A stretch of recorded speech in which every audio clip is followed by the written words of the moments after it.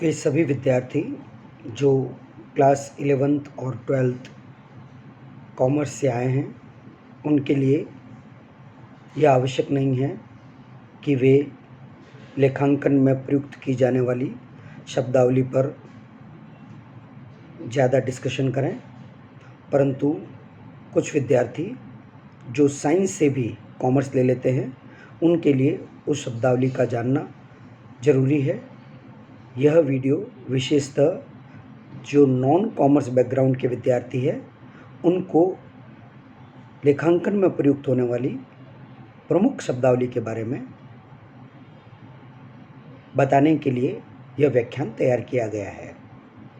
लेकिन जो विद्यार्थी 11th और 12th कॉमर्स में पढ़ चुके हैं वे भी रिवीजन के तौर पर एक बार इस व्याख्यान को देखकर विभिन्न शब्दावली जिनको वो जानते हैं उसका पुनः एक बार गहन अध्ययन कर सकते हैं।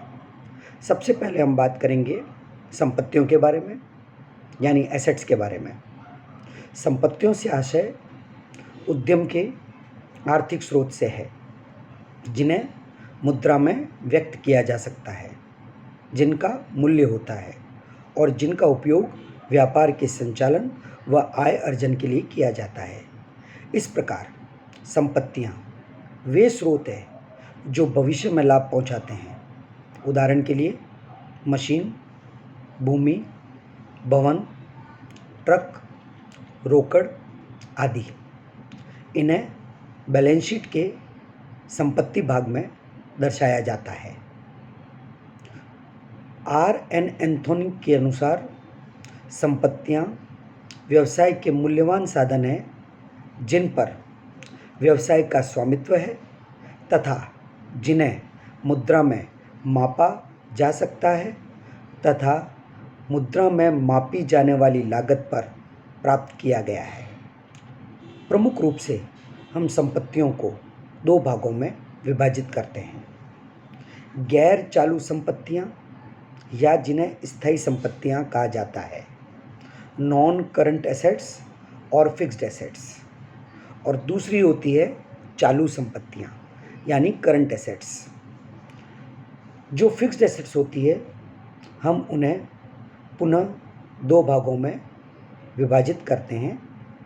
मूर्त संपत्तियां टेंजिबल एसेट्स एवं अमूर्त संपत्तियां इनटेंजिबल एसेट्स। चालू संपत्तियां भी दो भागों में विभाजित की जाती है। तरल संपत्तियां liquid assets and other current assets, अन्य चालू संपत्तियां। सबसे पहले हम बात करेंगे गैर चालू संपत्तियां, नॉन करंट एसेट्स या फिक्स्ड एसेट्स, स्थायी संपत्तियों के बारे में। गैर चालू संपत्तियों से आशय उन संपत्तियों से है जो व्यवसाय में दीर्घकाल तक रखी जाने वाली होती है और जो पुनः विक्रय के लिए नहीं होती है। अन्य शब्दों में वे संपत्तियां जो व्यापार में उपयोग लेने के लिए होती है, जिनसे व्यवसाय की सामान्य क्रियाओं को चलाया जाता है। उदाहरण के लिए भूमि, भवन, मशीन, फर्नीचर आदि। स्थायी संपत्तियां दो प्रकार की होती है। मूर्त संपत्तियां टेंजिबल एसेट्स। मूर्त संपत्तियां वे संपत्तियां हैं जिन्हें देख सकते हैं, छू सकते हैं, महसूस कर सकते हैं, अर्थात जिनका फिजिकल एग्जिस्टेंस होता है, भौतिक अस्तित्व होता है। उदाहरण के लिए भूमि, भवन, मशीन, फर्नीचर आदि। अमूर्त संपत्तियां इनटेंजिबल एसेट्स। अमूर्त संपत्तियां वे संपत्तियां हैं जिनका भौतिक अस्तित्व नहीं होता किंतु मौद्रिक मूल्य होता है। इन्हें देख नहीं सकते परंतु वे मूल्यवान वस्तु के रूप में, मूल्यवान संपत्ति के रूप में व्यवसाय में उपस्थित होती है। उदाहरण के लिए ख्याति यानी goodwill, patents, copyrights, trademarks, computer software आदि। अब हम बात करेंगे चालू संपत्तियों के बारे में। करंट एसेट्स चालू संपत्तियों से आशय उन संपत्तियों से है जो कम अवधि के लिए व्यापार में विनियोजित होती है और उनमें से कुछ संपत्तियां पुनः विक्रय के लिए उपलब्ध होती है। सामान्यतः व्यापार में इनका जीवन 12 माह के अंदर अंदर होता है। ये प्राय 12 माह में रोकड़ में परिवर्तित हो जाती है, इसलिए इन्हें चालू संपत्तियां कहा जाता है। इन्हें फ्लोटिंग एसेट्स के नाम से भी जाना जाता है। इन्हें परिवर्तनशील संपत्तियों फ्लक्चुएटिंग एसेट्स के नाम से भी जाना जाता है। कुछ विद्वानों द्वारा इन्हें सर्कुलेटिंग एसेट्स यानी चक्रीय संपत्तियों के नाम से भी बुलाया है। उदाहरण के लिए stock, debtors, cash, bank balance, प्राप्य बिल्स रिसीवेबल आदि। चालू संपत्तियां भी दो प्रकार की होती है।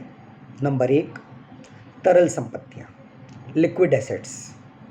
तरल संपत्तियां वे चालू संपत्तियां हैं जो या तो नगद में या जिन्हें शीघ्र ही नगद में परिवर्तित किया जा सकता है ऐसे रूप में होती है। तरल संपत्तियों में स्टॉक एवं प्रीपेड एक्सपेंसेस को शामिल नहीं किया जाता। इस प्रकार चालू संपत्तियों में से जब स्टॉक और पूर्वदत्त व्ययों को घटा दिया जाता है तो तरल संपत्तियां शेष रहती है। उदाहरण के लिए रोकड़, बैंक में रोकड़, प्राप्य बिल, अल्पकालीन निवेश आदि। गैर तरल संपत्तियां, non liquid assets. Liquid assets को करंट एसेट्स में से घटाने के पश्चात शेष रही चालू संपत्तियों को गैर तरल संपत्तियों के नाम से जाना जाता है। अब हम बात करेंगे दायित्वों के बारे में, लायबिलिटीज़ के बारे में। वह धन जो व्यावसायिक उपक्रम को दूसरों को चुकाना है दायित्व कहलाता है, जैसे लेनदार, क्रेडिटर्स, देय बिल, बिल्स पेबल, ऋण, लोन, अधिविकर्स, ओवरड्राफ्ट आदि। इस प्रकार दायित्व वे देयताएं हैं, वे राशियां हैं जो लेनदारों को भविष्य में चुकानी हैं। दूसरे शब्दों में दायित्व फाइनेंशियल लायबिलिटीज़ हैं, फाइनेंशियल ड्यूज़ हैं, वित्तीय देनदारियां हैं जिनमें स्वामी का कोष शामिल नहीं होता है। दायित्व को ज्ञात करने के लिए लेखांकन की इक्वेशंस में समीकरणों के रूप में हम कह सकते हैं दायित्व इज इक्वल टू संपत्तियां माइनस पूंजी, liabilities is equal to assets minus capital. अब हम समझेंगे संपत्ति में और दायित्वों में क्या अंतर है। संपत्ति तथा दायित्व दोनों एक दूसरे के विपरीत शब्द है। हम दोनों के अंतर को लेखांकन के पॉइंट ऑफ व्यू से इस प्रकार विभाजित कर सकते हैं कि संपत्तियों को संपत्ति पक्ष में और दायित्वों को दायित्व पक्ष में लिखा जाता है बैलेंस शीट में, चिट्ठे में। दोनों के बैलेंसेस में पूर्णतया ऑपोजिट साइड का संबंध होता है। संपत्तियों को बेचने से मुद्रा की प्राप्ति होती है, जबकि दायित्वों को चुकाने से धन का भुगतान करना पड़ता है, यानी मुद्रा चली जाती है। अब हम बात करेंगे दायित्वों के वर्गीकरण के बारे में, क्लासिफिकेशन ऑफ लायबिलिटीज़ के बारे में। दायित्वों को दो वर्गों में विभाजित किया जा सकता है। गैर चालू दायित्व या स्थायी देयताएं, नॉन करंट लायबिलिटीज़ और फिक्स्ड लायबिलिटीज़ और लॉन्ग टर्म लायबिलिटीज़, चालू दायित्व करंट लायबिलिटीज़। सबसे पहले हम बात करेंगे गैर चालू या दीर्घकालीन दायित्वों के बारे में। नॉन करंट और लॉन्ग टर्म लायबिलिटीज़। दीर्घकालीन या स्थायी दायित्वों से अभिप्राय ऐसे दायित्वों से है जिनका भुगतान एक लंबी अवधि के पश्चात किया जाना है। उदाहरण के लिए ऋण पत्र, दीर्घकालीन ऋण, दीर्घकालीन डिपॉजिट्स आदि। चालू या अल्पकालीन दायित्व। चालू दायित्व वे दायित्व होते हैं जिनका भुगतान अल्प अवधि, साधारणतया 1 वर्ष के अंदर अंदर किया जाता है। उदाहरण के लिए bills payable, sundry creditors, bank overdraft, short term loan, outstanding expenses आदि। लेनदार 3 प्रकार के होते हैं। Creditors are of 3 types. माल के लिए लेनदार, क्रेडिटर्स फॉर गुड्स, व्ययों के लिए लेनदार, क्रेडिटर्स फॉर एक्सपेंसेस, ऋण के लिए लेनदार, क्रेडिटर्स फॉर लोन। अब हम बात करेंगे पूंजी के बारे में। उस धनराशि या माल को पूंजी यानी कैपिटल कहा जाता है जिसे व्यवसाय का स्वामी व्यवसाय में लगाता है। इसी राशि से व्यवसाय प्रारंभ किया जाता है। पूंजी व्यवसाय की परिसंपत्तियों पर स्वामी का दायित्व एवं दावा है, अतः इसे चिट्ठे में, बैलेंस शीट में दायित्व पक्ष में दिखाया जाता है। इस प्रकार पूंजी को परिभाषित किया जा सकता है total assets minus total outside liabilities. पूंजी 2 प्रकार की होती है। नंबर 1 स्थिर पूंजी फिक्स्ड कैपिटल, नंबर 2 कार्यशील पूंजी यानी वर्किंग कैपिटल। स्थिर संपत्तियों को प्राप्त करने के लिए जो धनराशि लगाई जाती है वह स्थिर पूंजी कहलाती है। जैसे मशीनरी या संयंत्र को क्रय करने में लगाई गई पूंजी, भूमि, भवन, फर्नीचर आदि को क्रय करने में लगाई गई पूंजी। कार्यशील पूंजी वर्किंग कैपिटल पूंजी का वह भाग जो व्यवसाय के दैनिक कार्यों के लिए इस्तेमाल होता है कार्यशील पूंजी कहलाता है। चालू संपत्तियों का चालू दायित्व पर आधिक्य कार्यशील पूंजी कहलाता है। Working capital is equal to current assets minus current liabilities. कार्यशील पूंजी बराबर चालू संपत्तियां माइनस चालू दायित्व। अब हम बात करेंगे व्ययों के बारे में। एक्सपेंसेस। एक्सपेंसेस क्या होते हैं? आय की, आगम की, रेवेन्यूज़ की प्राप्ति के लिए प्रयोग की गई वस्तुओं एवं सेवाओं की लागत को व्यय कहते हैं। वस्तुतः माल अथवा सेवाओं को उत्पन्न करने तथा विक्रय करने में जो लागत आती है, लेखांकन की भाषा में उसे व्यय कहा जाता है। व्यय के उदाहरण: विक्रय किए गए माल की लागत, वेतन, किराया, printing and stationery, electricity expenses, telephone expenses, advertisement expenses, commission, interest, depreciation आदि। व्यय के कारण पूंजी में कमी आती है। अब हम बात करेंगे आय या इनकम के बारे में। आगम में से, रेवेन्यू में से व्ययों को घटाने पर, एक्सपेंसेस डिडक्ट करने पर जो शेष बचता है उसे लेखांकन की भाषा में आय कहा जाता है। इसको समीकरण के रूप में इस प्रकार व्यक्त किया जा सकता है: आय बराबर आगम माइनस व्यय। Income is equal to revenue minus expenses. आय को दूसरे ढंग से भी परिभाषित किया जा सकता है। आय एक लेखांकन वर्ष में संपत्तियों के आंतरिक प्रवाह इनफ्लोज या दायित्वों में कमी के रूप में आर्थिक लाभों में वृद्धि है, जिससे आंतरिक क्षमता इंट्रिम इक्विटी अर्थात पूंजी में वृद्धि होती है।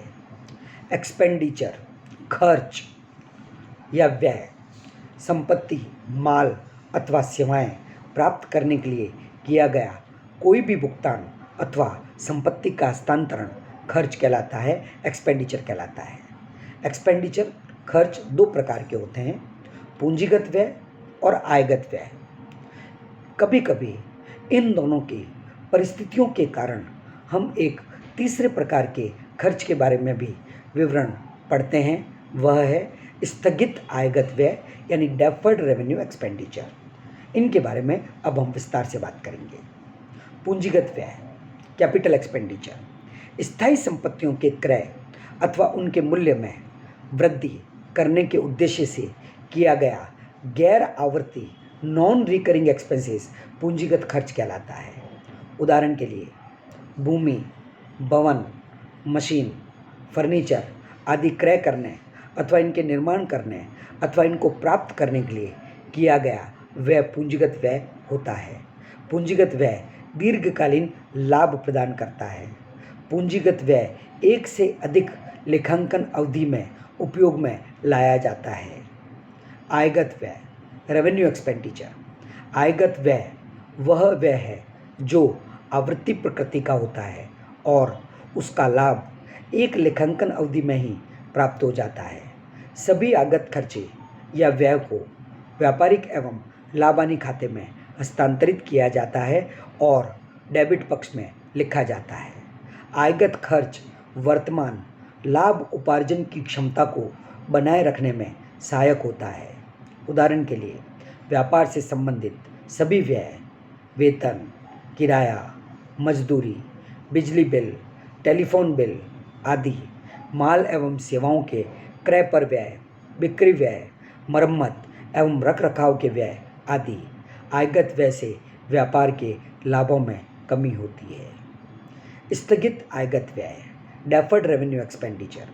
स्थगित आयगत व्यय से आशय ऐसे व्यय से है जिनका लाभ व्यापार को वर्तमान वर्ष के साथ साथ भविष्य में भी प्राप्त होता है। दूसरे शब्दों में स्थगित आयगत व्यय का लाभ एक से अधिक लेखांकन वर्षों तक प्राप्त होता है। उदाहरण के लिए बहुत भारी विज्ञापन पर किया गया खर्चा, ऋण पत्रों के निर्गमन पर छूट, प्रारंभिक व्यय आदि स्थगित आयगत व्यय है। यद्यपि स्थगित आयगत व्यय स्वभाव से आयगत व्यय है, इन व्ययों की संपूर्ण राशि को लाभ प्राप्त होने वाले वर्षों के अनुपातों में बांटकर प्रत्येक वर्ष इसका एक भाग अपलिखित किया जाता है। स्थगित आय व्यय के अलिखित भाग को आर्थिक चिट्ठे के संपत्ति भाग में लिखा जाता है। यह तब तक लिखा जाता है जब तक इसको पूर्णतया अपलिखित नहीं कर दिया जाता।